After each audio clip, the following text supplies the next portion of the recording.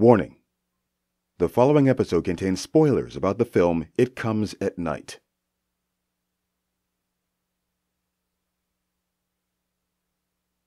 What? Oh, you're waiting for me to do something. No, don't worry about it. Just come back to me. I'll have something really good by then. I swear. It'll be worth the wait. You can go now. Welcome to Marianne's Macabre movie review.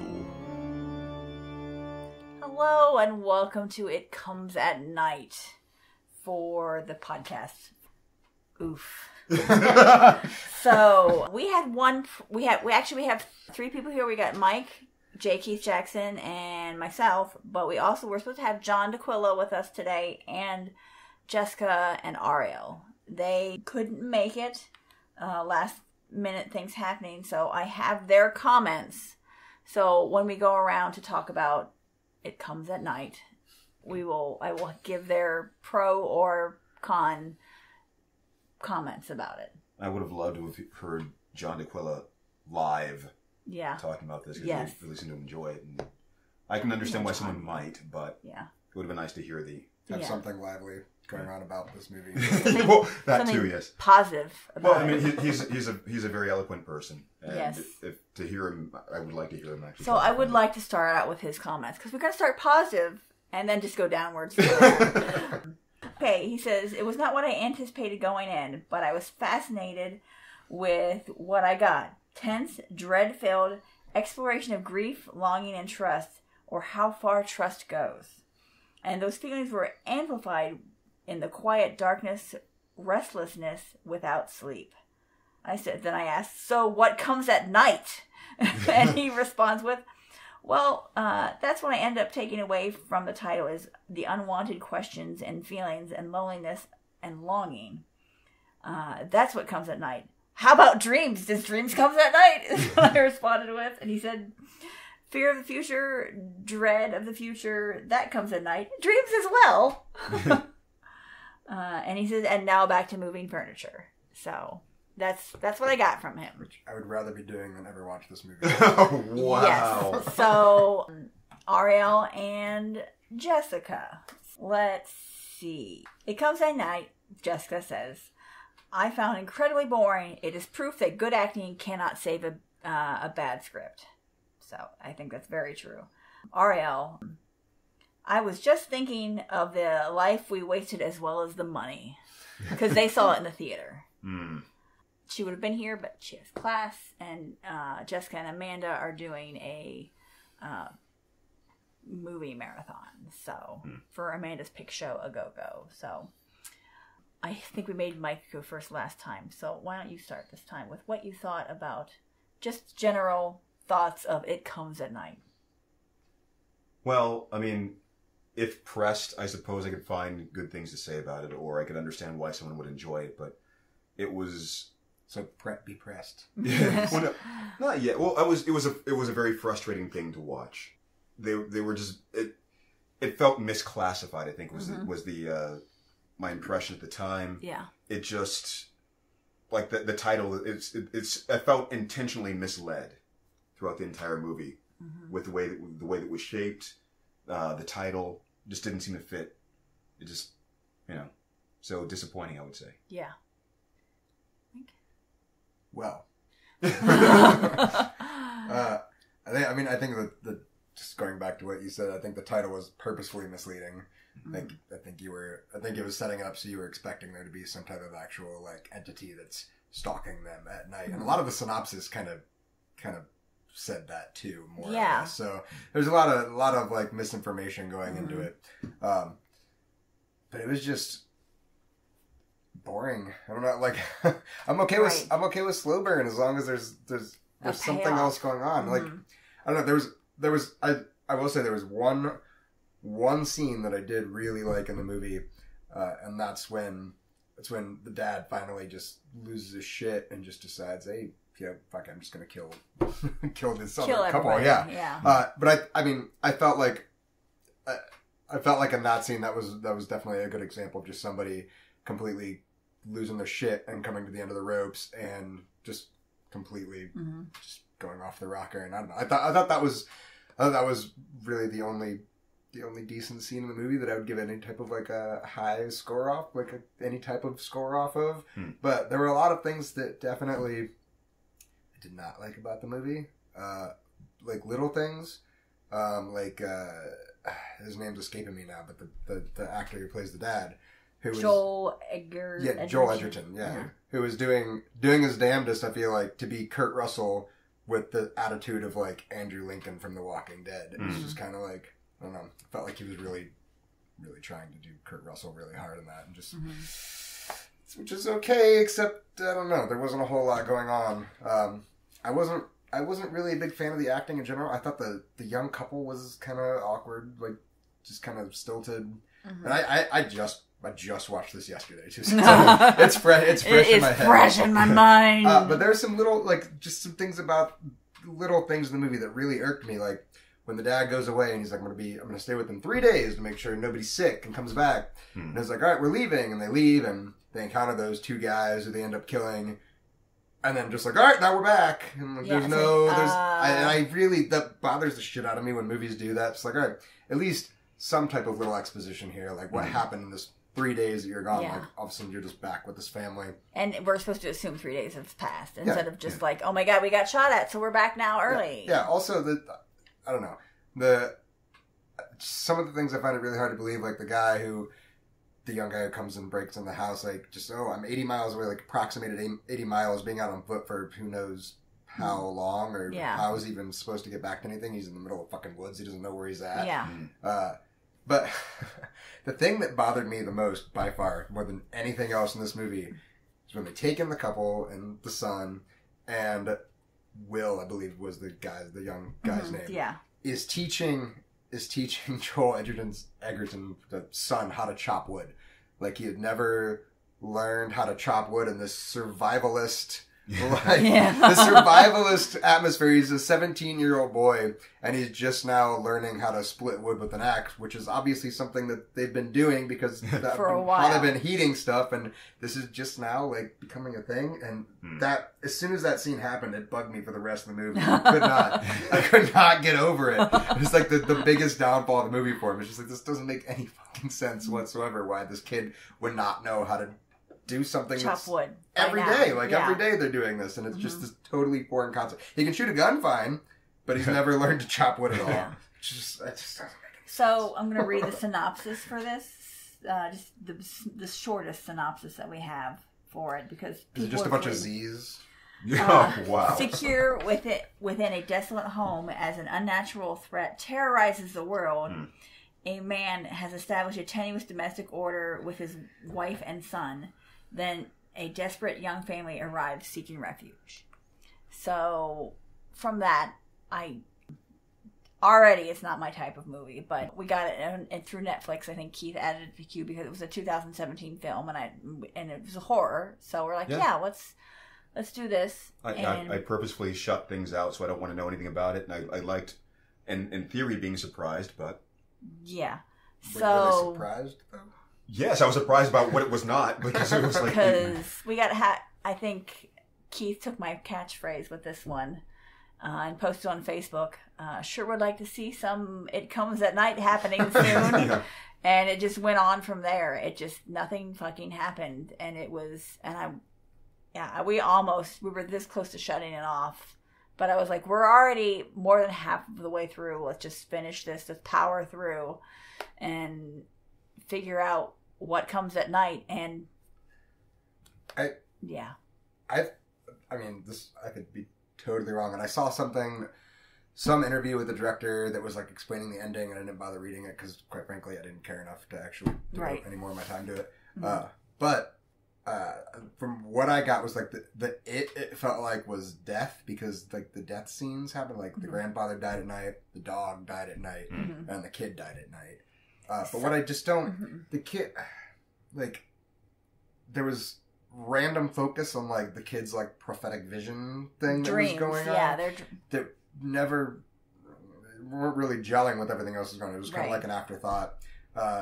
the kid randomly became like an artist halfway through the movie, like an hour, like at the hour mark, all of a sudden he's like this prophetic artist again. He's just like drawing all these things about his dreams, and that's it. Like scoot that off to the side again. So I don't know. Like they teased a relationship between the kid and the young couple's wife that came in. I'm like, if you're not going to do anything, they had the dog run off in the middle of the night or middle of the day, and then the barking just stops. So we assume something's got it. So we assume something's happening, but no, it just comes back in the middle.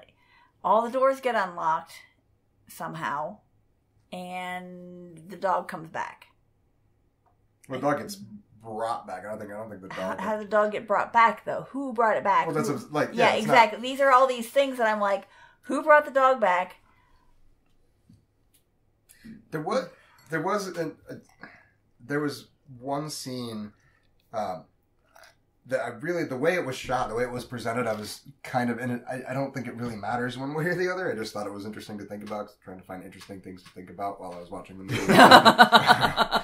But there's a scene where it's like one of his like dreams where he's dreaming about the young mother coming and like climbing on top of him in bed. And then she's like, but then she's like bleeding like out of her mouth all over him. But that scene never really explicitly shows that the kid was sleeping, because all of a sudden it shows him at the sink. And so I'm kind of like, I was wondering at the time, like, was he like standing like masturbating and like dreaming about like the death on top of everything else, like this happening, but then I think being mixed with these plague issues. I think I was simply a bit confused at the time. I think there was something about the way that was shot that I found a little frustrating. Like, why would you? Why make that part confusing? It takes just a minor amount of effort to kind of. Well, I think I was okay with that, because I thought that there was going to be a lot more to that whole situation, but they wasn't.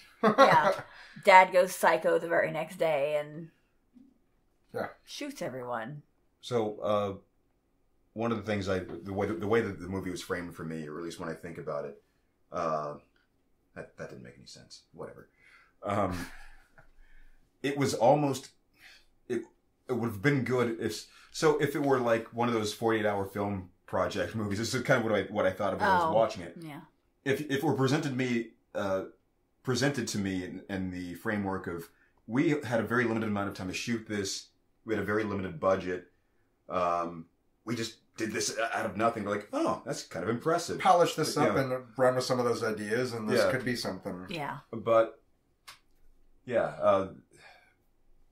like the scene where they encounter the guys in the woods was a very had that very rushed feel to it. The idea of like we got a couple of extras we can throw in here and do something with it to kind of, oh look, we threw in a little combat to felt the exact same way. And if it had been at one of those competitions I was saying before, it would have been kind of, well, that's kind of impressive.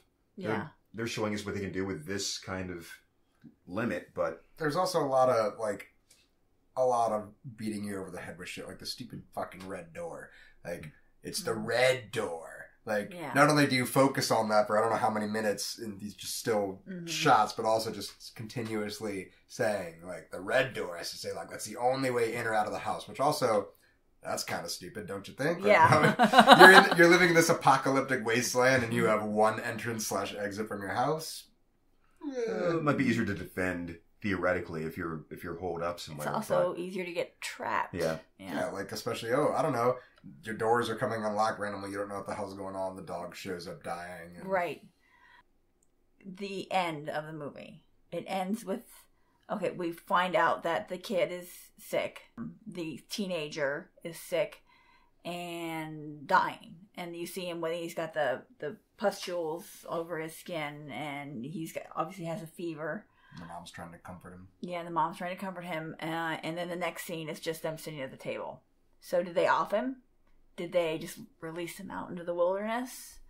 Did they, I'm assuming they did the whole pit body burn thing. Why not? So it's just why the not? parents at the table? Yeah. Why not give us any indication of what, anything? That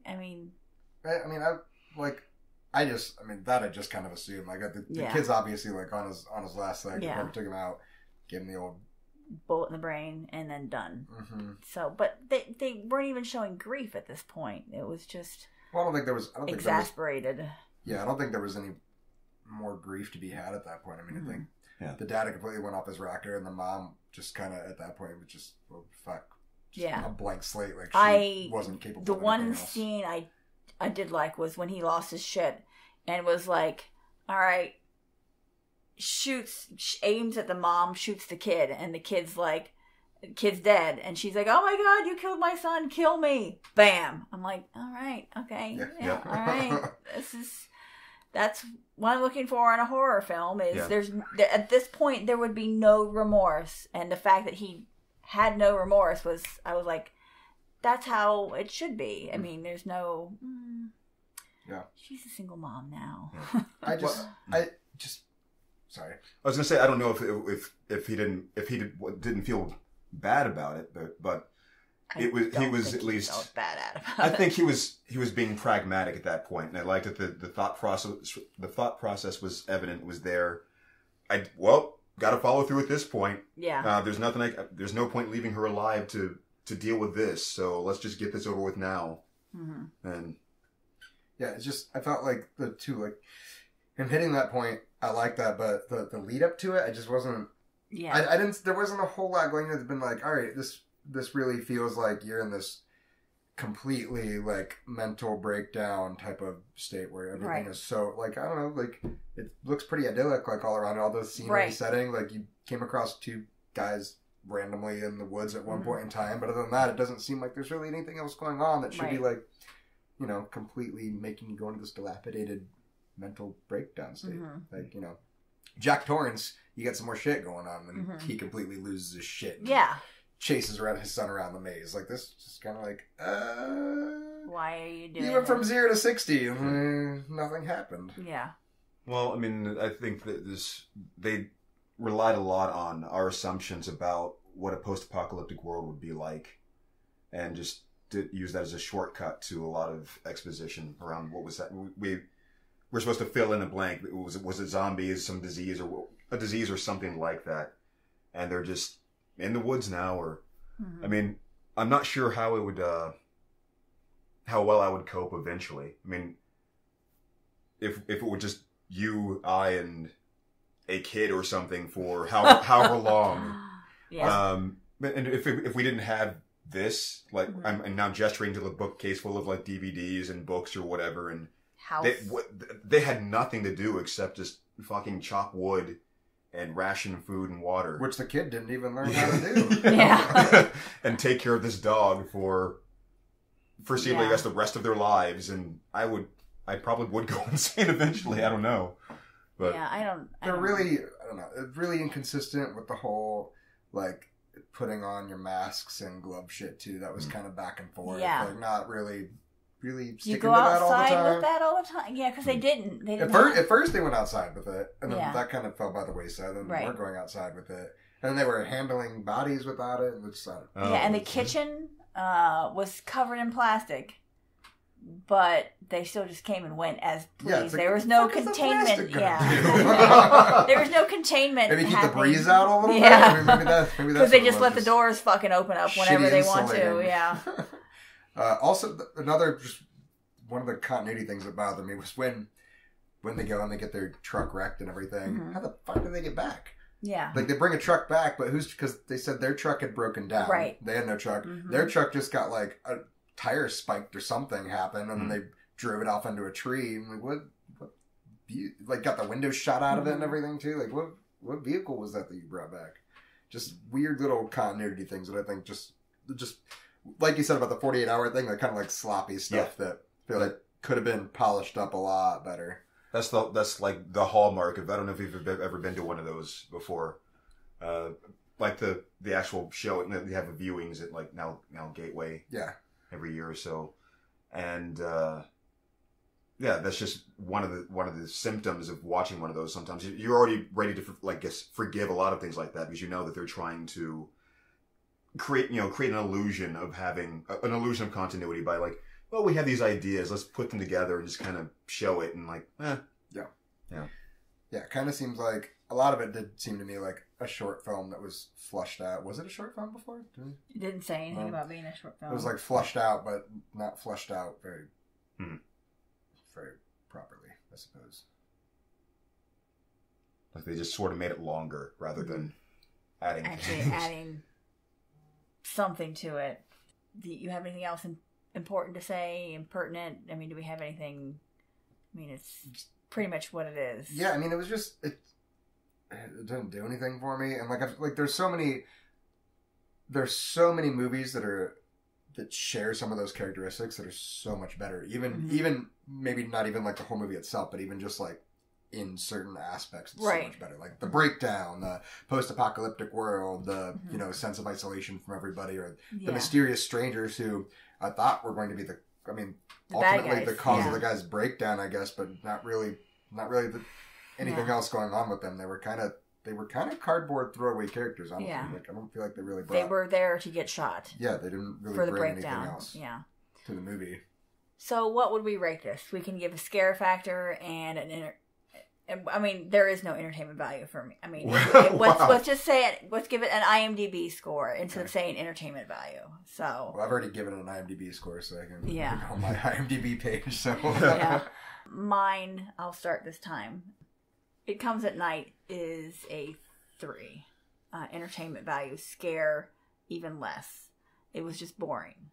So, 2 for scare factor, maybe even a 1, because it was just boring and jump scares and stupid stuff like that. So there were a fair amount of jump scares in there. Which are cheap thrills and really took away from the supposed overall like feeling of that movie too, which was supposed to be more of like a psychological aspect. So throwing in a bunch of cheap jump scares was kind of like it's kind of stupid.